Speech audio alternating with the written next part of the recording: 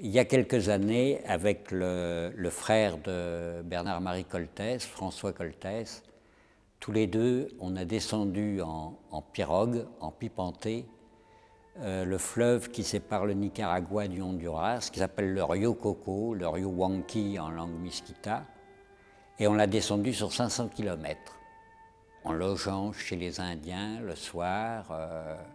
On a mis une semaine, et ça m'a beaucoup troublé. Je me suis un peu pris par la suite pour le personnage de Buell Quinn.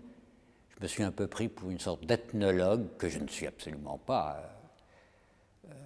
Et c'est peut-être aussi pour ça, tout naturellement, que je me suis intéressé à cette histoire. Bonjour, je suis l'anthropologue américain Buell Quinn. Oui, je sais. Alors, Tombé, c'est quoi? C'est la véridique histoire d'un jeune ethnologue américain qui est mort en 1939, après s'être malheureusement trop égaré chez deux tribus indiennes, les Troumailles et les Krao.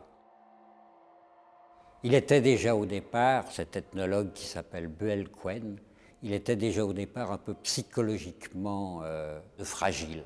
Et le fait d'aller chez ces Indiens l'a terriblement troublé, parce qu'en même temps, il les aimait beaucoup, et en même temps, il les détestait.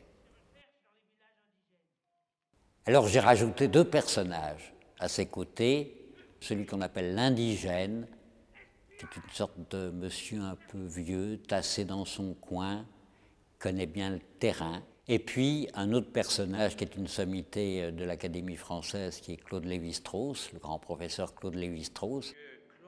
Buell Quinn, quand il s'adresse à Claude Lévi-Strauss, il lui dit « Monsieur, se forcer à ne voir du monde que la beauté est une imposture où tombe jusqu'au plus clairvoyant. »